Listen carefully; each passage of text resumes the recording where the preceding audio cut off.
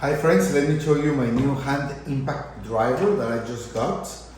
Well, it has basic user manual here. This is the actual driver. It has different accessories. With this tool, you can use all the bits that you get here, as you can see. Phillips and other kind of nuts.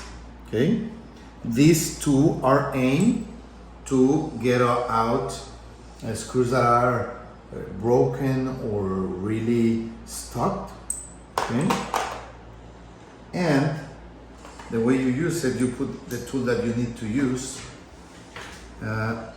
You can change it either going to the right or to the left. You have this small arrow, I hope you see it here, and you push it a little bit. You put it in the L for left or in the R for right. And when you put it in the screw that you want to unscrew, you hit it and it will